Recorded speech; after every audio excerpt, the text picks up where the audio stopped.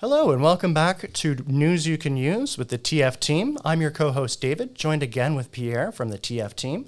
We're here to talk about what's been happening around the world and what affects people here in Ontario and Canada. So again, the world has been very busy lately. It seems every day you blink, something changes. So it's hard to keep track of what's happening, but there has been a lot. So let's just sort of quickly go over this. It looks like TD has revised the 2026 housing market, their projections. Instead of the growth that they were expecting, they're expecting sales to fall a little. The expectation is that sales will probably fall about 1.8%. So what does that sort of mean for people here in Ontario and across Canada? Well, I think bottom line, if you're in the market to buy a house, this is probably a good time to buy. Sales are going down, prices are going down. So as a first-time home buyer, or even if you're moving up, this is a good time to buy. For individuals that are selling, the sellers, maybe it's not such a good time. But their property would have appreciated significantly if they've held it for a long period of time. So they're still in the money. Okay. And assuming, again, I mean, if you're buying another property, you're probably buying another property that's probably gone down 1.8%. So that's right. Probably not hopefully a big loss for that homeowner. So again, this is good news in theory for people getting into the market. While we never know exactly where the bottom of the market is, we can't predict where the end is. So I guess the idea is we don't know where that end is. We don't know when it's going to start creeping back up. So is the right time to buy now? It's the right time to buy now. I mean, earlier today, the Ford government, along with the City of Toronto and Mark Carney government, they've agreed in principle to consider removing development charges from new homes. Okay. I don't know if you guys know this, but in the purchase of a new home, the development charges that are being tacked on by the city could amount to about $200,000 to $250,000 of the cost of a new home. Wow. So if you're paying $1 million, if you're buying $1 million home, $250,000 of that is not profit for the developer, but going back to the city. So they're looking at ways to eliminate that. So if they do that, then the cost of new homes would also go down, because right now we're at kind of this weird space where resale homes are lower than new home prices for similar. Used to be the other way around. Right. So now if they do institute that, then the two should be on par, and they're removing the HST. All these things that they're doing will depress the prices of homes. So now's the time. Okay. If you're looking at. Well, that's good news for some of our viewers out there who are looking to get into the housing market. One person beside me. Absolutely. Will be nameless. Won't say. Yeah, absolutely. So I must admit, I'm sort of keenly excited about this. So this is great news for first home buyers. And in that regard, we do have that webinar coming up. We have changed the date to April 7th. We are looking to schedule that at 7 p.m. So if you can join us, we'll have more information on first home buyers for you then. We do hope you can join us for that. So we do have other news coming out. It seems like, unfortunately, due to world events, obviously we know that oil prices are going up. That affects shipping around the world. Unfortunately, through the Strait of Hormuz, it seems that there is a lot of fertilizer that also transits that area. So unfortunately, it seems like, at least certainly in the short term, we're expecting extremely high grocery prices due to all that.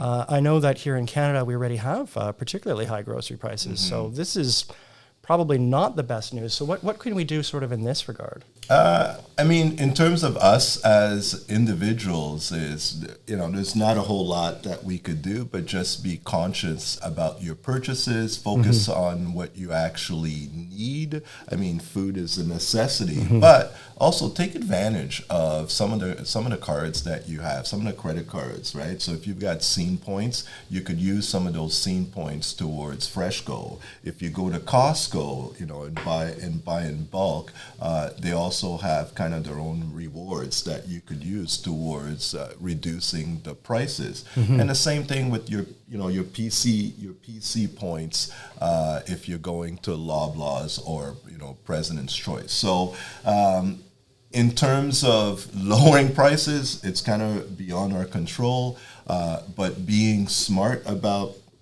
what we purchase and using our rewards to kind of lower the potential price at the grocery store is probably one of the things that we could do. Furthermore, I've seen the government, the NDP government in Manitoba, they've decided to remove provincial sales tax on all grocery or most, I think all Wow. or most grocery items. If we could also, if the government of Ontario were looking to make a serious dent, that could also help us. We already have it removed. The GST is removed on that, but if we could remove the PST, that could help a great deal, but that's beyond our control. I don't know if you're listening, Doug Ford, but Pierre's got some really good advice here. I think this is fantastic. I support you. Premier Tomachek. No, not at all. Never. So I guess the days of clipping coupons are kind of gone. I remember my mom used to do that every Thursday. She'd get that. But you bring up a great point where there are reward systems through grocery stores and through your credit cards. I know I recently picked up a new credit card that has, I think it's $2 back on every... The cash back. Yeah, exactly. So, I mean, for me, that's been advantageous because I need to buy food. There's no way around that. So at least you get a little bit back that you can use. So again, we can't really change the prices at the stores. Unfortunately, it seems like things are going to be going up. So let's just be smart. Let's get a plan in place. Maybe have some emergency funds just in case, just as a backup. Yeah. Okay. So another poll. This is going to be an interesting one, and I encourage our viewers to sort of give us some feedback on this. Yeah, that'll be great. So there's been a poll recently, and it seems like the government has determined that if they cut back OAS, old age security, for wealthy pensioners, wealthy elderly people who are already retired, that the government could save $7 billion per year.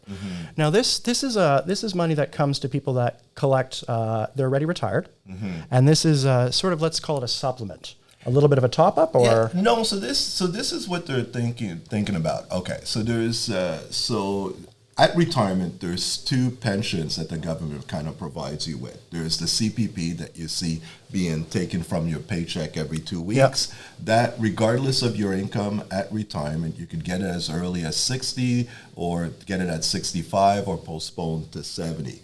But regardless of your income, you will always get your CPP because you paid into it, right? It's taken from your paycheck.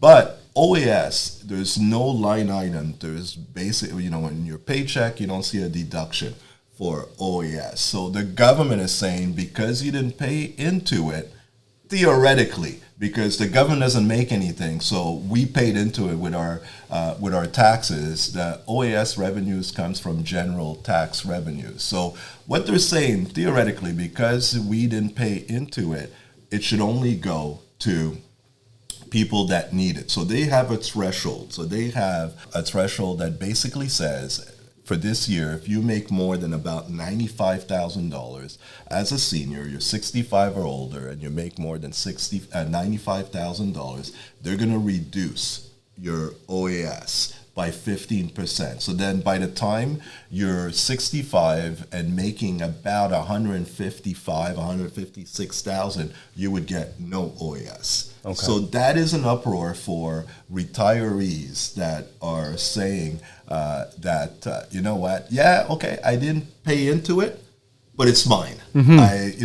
I've paid into general tax revenue, so don't you dare take my OAS. So now they're looking at clawing back even more from more Canadians. So they're going to pick an arbitrary number and say these people, so let's say $100,000, if you make more than $100,000, no OAS for you, right? So as a result of that, they're saying they'll save about $7 billion, right? Which is substantial. It's substantial, but think about it. How much more tax could the government take from us, right? So it all depends on which side of the street you're standing on, right? So if you're on one side and you're not making 100, so you're happy, you're going to get a bit more. But if you're on the other side, you worked all your life, you paid all your taxes, and this is what was supposed to come to you, and then the government takes it away, then that could be an issue. So,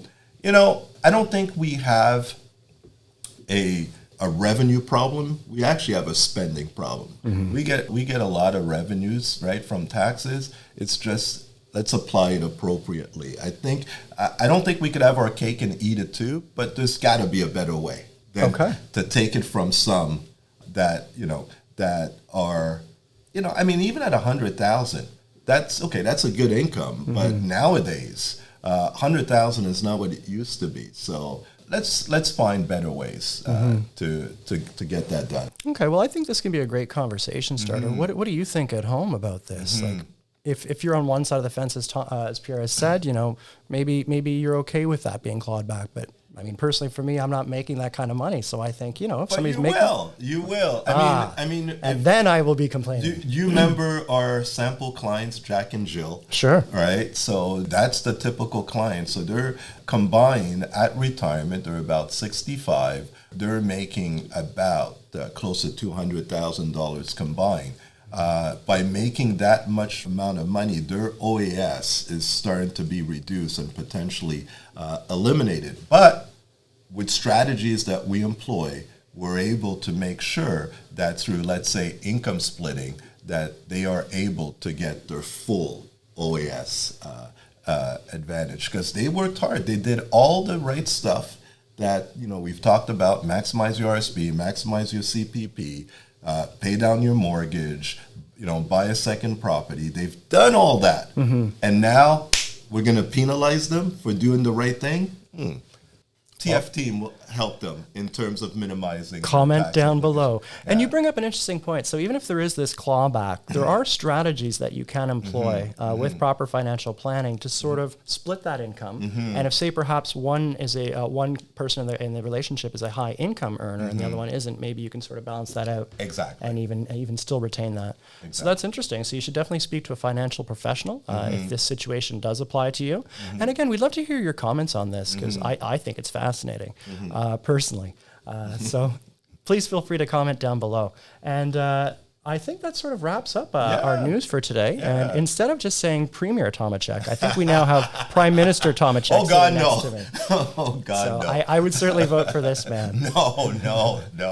I'll be on the golf course when that happens. Okay, well, hopefully very soon. Yes, I'm looking outside, yes. The weather is getting nicer here in Ontario, so people are probably going to start getting out there looking for homes. So again, if you are in that position with the home prices going down a bit and you want to get into that first home of yours, please do join us on April the 7th. We have that first home buyers webinar coming up. We'd love to see you then. So again, we have more information down below. Please click like and follow, and we hope to see you again next time. Bye for now.